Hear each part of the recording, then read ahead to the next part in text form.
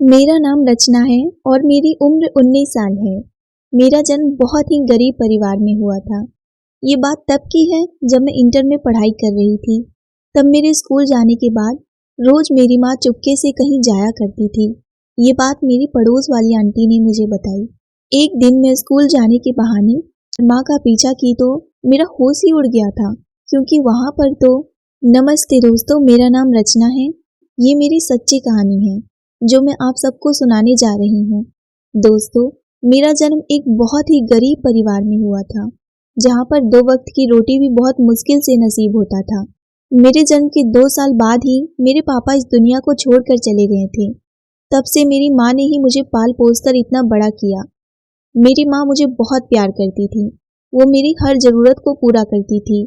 ऐसे ही मेरा दिन हंसते खेलते गुजर रहा था, लेकिन मुझे कहाँ पता था कि मेरी माँ मेरे पीठ पीछे। जब मेरी मैट्रिक की पढ़ाई पूरी हुई तब मैंने अपनी माँ से कहा, माँ अब मैं भी कमाऊंगी, आप अकेले कब तक काम करेंगी और मुझे पढ़ाएंगी। पर मेरी माँ ने मुझे साफ मना कर दिया और वो मुझसे बोली, नहीं बेटा, चाहे कुछ भी हो जाए तुम अपनी पढ़ाई कभी नहीं छोड़ोगी। अच्छा देखो, एक दिन तो पढ़ लिख कर तुम कुछ बन जाओगी, तब तो तुम्हें ही कमाना है ना। माँ की बात मानकर मैंने इंटर में एडमिशन करवा लिया।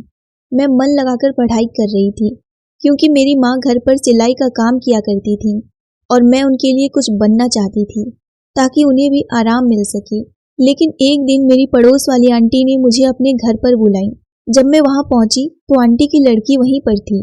आंटी ने अपनी लड़की को वहां से दूसरे कमरे में भेज दिया। ये देखकर मुझे थोड़ा अजीब लगा, पर मैं चुप रही और आंटी ने मुझे कहा, रचना, तुम लोग इतनी गरीब हो, तुम्हारी माँ के पास मुश्किल से 2-4 ग्राहक आते हैं, फिर भी तुम्हारा इतना अच्छा पहनावा खान पान कैसे है? कहीं तुम्हारी माँ कुछ गलत काम तो नहीं कर रही है ना? अब देखो रचना, ऐसा मैं नहीं, पूरे गांव वाले बोल रहे हैं।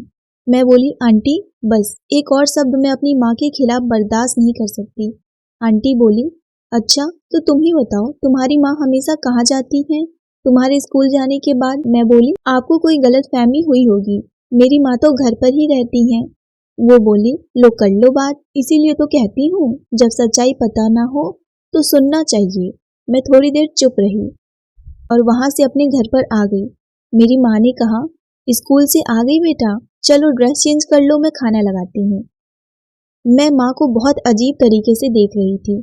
आंटी की बात मेरे मन में बार बार घूम रहा था, पर मैं माँ से इस बारे में कुछ नहीं बोली, क्योंकि मेरा दिल ये बात मानने को तैयार ही नहीं था कि मेरी माँ कुछ गलत भी कर सकती हैं। मैंने फैसला किया कि मैं स्कूल जाने के बहाने एक दिन माँ का पीछा करूंगी। अगर वो बाहर गई तो क्या वाकई में ये बात सच है? मैं चुपचाप खाना खाई और खाकर सो गई। मुझे नींद नहीं आ रही थी। तभी मेरी माँ ने कहा, क्या हुआ बेटा, तुम्हारी तबीयत तो ठीक है ना? मैंने कहा, हाँ ठीक है, बस ऐसे ही थकान की वजह से नींद नहीं आ रही है। माँ ने कहा, अच्छा ठीक है, कोई बात नहीं, तुम सो जाओ, मैं सिलाई करके सो जाऊंगी। अगली सुबह मेरी माँ ने नाश्ता बनाकर रख दिया। जब मैं सुबह सोकर उठी तो घड़ी में 7 बज रहे थे। मैं उठी और ब्रश करने के लिए गई, पर अचानक मेरा ध्यान फिर से उसी बात पर आ गया और आंटी की बातें मेरे मन में चलने लगा। मैं जल्दी से ब्रश करके तैयार होकर स्कूल के लिए निकल गई। लेकिन मैं उस दिन स्कूल नहीं गई, क्योंकि मैं देखना चाहती थी कि आखिर मेरी माँ कहाँ जाती हैं और क्या करती हैं, जो आंटी ऐसा बोल रही हैं और पूरे गांव वाले ऐसा बोलते हैं। क्या उनकी बात सच है? मैं एक घर के पीछे छुप गई। मैंने देखा आधे घंटे बाद मेरी माँ सच में तैयार होकर कहीं जा रही थी। उन्होंने एक नई साड़ी पहनी हुई थी और हाथ में एक पर्स लिए कहीं जा रही थी। मुझे तो विश्वास ही नहीं हो रहा था कि ये सब कुछ सच है, लेकिन मैं अपनी आंखों से देख रही थी। फिर मैंने अपनी माँ का पीछा किया तो वो अपने गांव से दूर एक घर में चली गई। वो घर बहुत बड़ा था, बिल्कुल हवेली की जैसा। माँ ने अंदर जाकर दरवाजा बंद कर लिया। अब मुझे अपनी माँ पर बहुत शर्म आ रहा था कि मेरी माँ ऐसा भी कर सकती हैं। फिर मैं वहां से जाने लगी, क्योंकि मेरे पास दूसरा रास्ता ही नहीं था कि मैं अपनी माँ को देख सकूं कि आखिर वो अंदर क्या कर रही हैं, क्योंकि माँ ने दरवाजा बंद कर दिया था।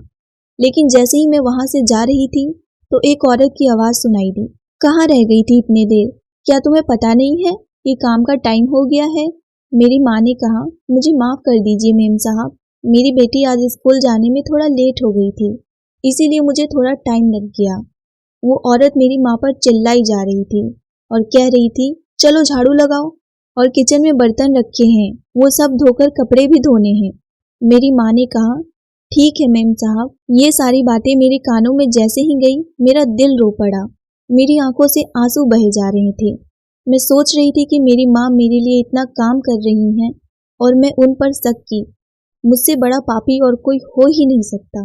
मेरी माँ मुझे पढ़ाने के लिए इतना सब कुछ कर रही है और मैं उनके बारे में क्या क्या सोच रही हूँ। मुझे अपने आप पर शर्म आ रहा था कि मैं अपनी माँ पर शक की। मैं वहाँ से चुपचाप अपने घर आ गई और घर आकर बहुत रोई। 3 घंटे बाद मेरी माँ भी घर पर आ गई और वो मुझे देखकर हैरान थी कि मैं घर पर कैसे। माँ ने मुझसे पूछा, बेटा क्या हुआ, क्या तुम स्कूल नहीं गई थी? मैंने कहा, माँ मुझे माफ कर दीजिए, मैं आप पर शक की। वो आंटी ने मुझसे कहा कि तुम्हारी माँ कुछ गलत कर रही हैं, तो मैंने आपका पीछा किया और मुझे पता चला कि आप वहाँ पर घर का काम करती हैं। माँ ने कहा, बेटा मैं क्या करती, मेरे पास सिलाई के लिए ज़्यादा ग्राहक भी नहीं आ रहे थे और स्कूल की पढ़ाई, घर का राशन इतना कहाँ से और कैसे चलाती, तो मुझे उनके घर पर नौकरानी का काम करना पड़ा। मैं नहीं चाहती थी कि अपने गांव में ये काम करूं ताकि तुम्हारी बदनामी हो। मैं चाहती हूँ कि तुम अच्छे से पढ़ लिख जाओ ताकि तुम्हें ये सब ना झेलना पड़े। माँ की बातें सुनकर मेरे आंखों से आंसू बहे जा रहे थे। माँ ने मुझे चुप कराया और कहा, बेटा एक दिन तुम्हें बहुत बड़ा पुलिस ऑफिसर बनना है। मैंने कहा, हाँ माँ जरूर, आपकी बेटी एक दिन पुलिस ऑफिसर जरूर बनेगी। इतना बोलकर मैं माँ के गले लग गई। तो दोस्तों, कैसी लगी आपको ये प्यारी सी छोटी सी कहानी? कहानी पसंद आई हो तो वीडियो को लाइक, शेयर और सब्सक्राइब जरूर करें। मिलते हैं एक नई कहानी को लेकर, तब तक के लिए आप सबका धन्यवाद।